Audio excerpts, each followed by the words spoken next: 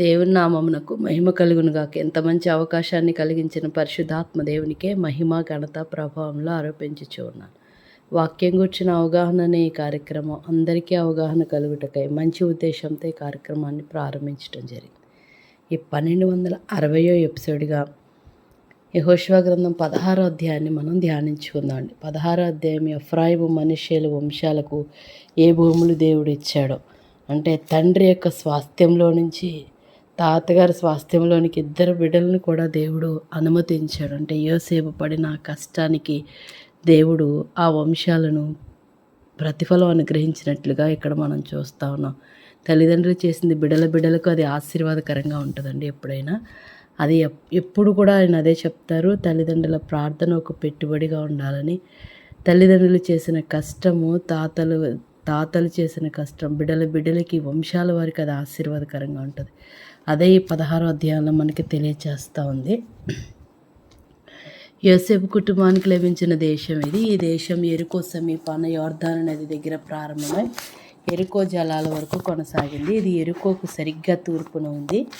ఇది ఆ సరిహద్దు యెరికో నుండి పైకి బేతేలు కొండ ప్రాంతం వరకు వ్యాపించిందనమాట. తర్వాత ఏంటంటే ఆ సరిహద్దు బేతేలు అంటే లూజు నుండి అతరోతు వద్ద అర్కీయు సరిహద్దు వరకు కొనసాగింది. తర్వాత ఆ సరిహద్దు పశ్చిమాన యూఫ్రతీయ ప్రజల సరిహద్దు వైపు పోయింది. దిగువన బెత్హరాన్ వరకు ఆ సరిహద్దు కొనసాగింది. తర్వాత ఆ సరిహద్దు గెజేరుకు పోయి సముద్రం వరకు వ్యాపించింది.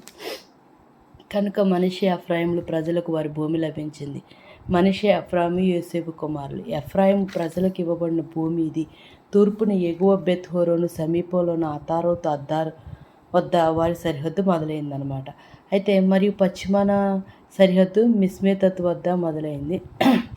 ఆ సరిహద్దు తూర్పున తానాతు షిలోహునుకు మళ్ళీ యానోయాకు విస్తరించింది. అప్పుడు ఆ సరిహద్దు యానోయా నుండి కిందికి అతారోతు మరియు నారా వరకు నారాకు వెళ్ళింది. ఆ సరిహద్దు యెరికోకు తాకి యోర్దాను నది దగ్గర నిలిచిపోయేంత వరకు కొనసాగింది.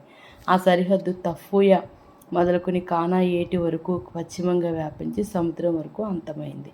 అది మొత్తం ఎఫ్రాయిము ప్రజలకు ఇవ్వబడిన దేశం. ఆ వంశంలోని ఒక్కో కుటుంబానికి ఈ దేశంలో కొంత భాగం దొరికింది. ఎఫ్రాయిము వారి సరిహద్దు పట్టణాలు అనేకం నిజానికి మనష్షే వారి సరిహద్దుల్లోనే ఉన్నాయి, కానీ ఆ పట్టణాలు ఆ పొలాలు ఎఫ్రాయిము వారికే వచ్చాయి. అయితే గెజేరు పట్టణం నుండి కనానీ ప్రజలు ఎఫ్రాయిము ప్రజలు వెళ్ళగొట్టలేకపోయారు. కనుక నేటికి ఎఫ్రాయిము ప్రజల మధ్య కనానీ ప్రజలు నివసిస్తున్నారు, కానీ కనానీ ప్రజలు ఎఫ్రాయిము ప్రజలకు బానిసలుగా అయ్యారు. కనానీ ప్రజలు ఎఫ్రాయిము ప్రజలకు బానిసలుగా అయ్యారు. అంటే ఎఫ్రాయిము వారికి కనాన్ వారు బానిసలు అయ్యారు, కానీ వాళ్ళు వెళ్ళగొట్టలేకపోవడం వల్ల అనేక మంది కనానీలు అక్కడ ఉంటున్నట్లుగా మనం చూస్తూ ఉన్నాం.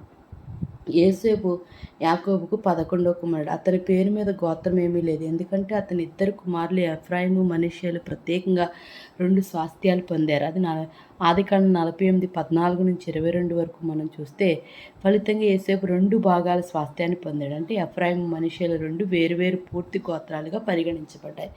అంటే తండ్రి చేసిన కష్టాన్ని, ఆ పనికి తగిన ప్రతిఫలం బిడ్డల ద్వారాగా దేవుడు ఆశీర్వదించినట్లుగా మనం చూస్తూ ఉన్నాం. మరి నీవైనా సరే దేవునిలో నమ్మకంగా, యథార్థంగా, నీతిమంతంగా ఉంటే నీ బిడ్డలను దేవుడు ఆశీర్వదించడానికి ఆయన ఇష్టపడతాడు. ఉన్నతమైన స్థానంలో పెడతారు. ఒక వంశాన్నే వారికి, అంటే బిడ్డలిద్దరికి చెరుకు ఒక వంశాన్ని ఇచ్చాడు. ఇస్తే యోసేపు ఒక్కడికే వచ్చేది. యాకోబు ఇస్తే 11వ కుమారుడిగా. కానీ ఇప్పుడు 2 గోత్రాలుగా ఆ యొక్క బిడ్డలను విభజించినట్లుగా మనం చూస్తున్నాం. గోత్రాలకి భూమిని సిద్ధపరిచాడు ఆయన. ప్రతి దానిని ఇశ్రాయేలు గోత్రంలో ఎంత 12 మంది సంపాదించుకున్న వాటిలో వీళ్ళిద్దరు కూడా పొందుకున్నారు. వీళ్ళిద్దరేమీ కష్టపడినట్లుగా మనం చూడలేదు, కానీ తండ్రి యొక్క కష్టము ఆ తాతగారు ఈ ఇద్దరు బిడ్డలకి అనుగ్రహించినట్లుగా మనం చూస్తూ ఉన్నాం కదండి. కాబట్టి మనం కూడా మన బిడ్డల కొరకు ఒక పెట్టుబడిని పెడదాం, దేవునిలో ప్రార్థన చేద్దాం, దేవునిలో యథార్థంగా బ్రతుకుదాం, దేవుని కొరకు ఒక ప్రత్యేకమైన జీవితాన్ని, పరిశుద్ధమైన జీవితాన్ని గడుపుతాం. అప్పుడు మనల్ని, మన బిడ్డల్ని కూడా దేవుడు జ్ఞాపకం చేసుకుని పరమ కానాల్లో ఆ స్వాస్థ్యాన్ని మనకి, మన తరాల వారికి దేవుడు సొంతంగా ఇచ్చునుగాక. ఆమేన్. ఎందుకనంటే అటువంటి పరమ కానాలలో పవిత్రమైన ఆ పట్టణంలో ప్రవేశించడానికి మన తరాలకి వారిని సొంతం చేయాలి అని అంటే మనము కూడా దేవుని సన్నిధిలో నిస్వార్థంగా కష్టపడాలి. ఫలితం ఆశించని పని చేశాడు యోసేపు. ఫలితం ఆశించకుండానే దేవుడే ఆ ప్రతిఫలాన్ని స్వాస్థ్యంగా మార్చాడు.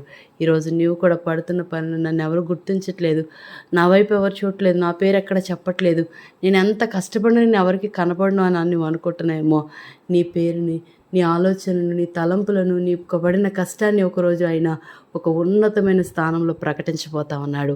ఆ ఉన్నతమైన స్థానంలో నిన్ను, నీ బిడ్డలు, నీ తరాలను అనేక మంది మరి ఇక్కడ విచ్చలవిడిగా మరి అనేక రకాలుగా మనల్ని నిందించిన వారిని, అవమానించిన వారిని, ఎద్దేవా చేసేవారు, నిన్ను జ్ఞాపకం చేసుకునే లేని వారి మధ్యలో దేవుడు ఒక ఉన్నతమైన స్థానంలో నిన్ను, నీ కుటుంబాన్ని నిలబెట్టబోతున్నాడు.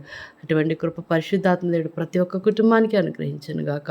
తల్లిదండ్రులైన మనందరము కూడా దేవుని సన్నిధిలో మన బిడల కొరకు ప్రత్యేకమైన అనుభవం ముందు కొనసాగుతున్నట్టు కృప పరిశుద్ధాత్మ దేవుడు మనందరి కుటుంబాలకు అనుగ్రహించును గాక. దేవుడి కొద్ది మాటలు మన వినికిడిలో ఆశీర్వదించును గాక. ఆమేన్. ప్రార్థన చేసుకుందాం అండి. మహోన్నతుడ సర్వాధికారివైన తండ్రి, నీకే వందనాలు. ఈ ఉదయకాల సమయంలో మరొకసారి మీ మాటలు వినడానికి మాకు నీ కృపను చూపించారు. అందుకు నీకు వందనాలు. నిజమేనైనా తల్లిదండ్రులుగా మేము ప్రభా నిర్ధకంగా, నిర్విరామంగా ఏ పని చేయలేని వారుగా మేము ఉండకూడదు తండ్రి. నీ సన్నిధిలో నిస్వార్థంగా ప్రతిఫలం ఆశించని పని చేయడానికి నీ కృపను అనుగ్రహించండి. మీ చిత్తం మాత్రమే నెరవేర్చండి. మీ నామానికి మాత్రమే మహిమ తెచ్చుకోండి. అన్ని పరిస్థితులకు చాలిన దేవుడిగా మీరున్నారు. సహాయం చేయండి.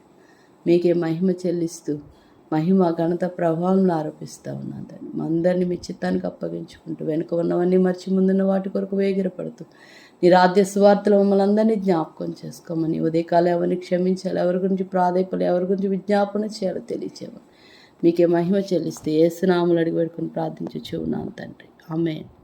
Praise Lord. గాడ్ బ్లెస్ అందరికీ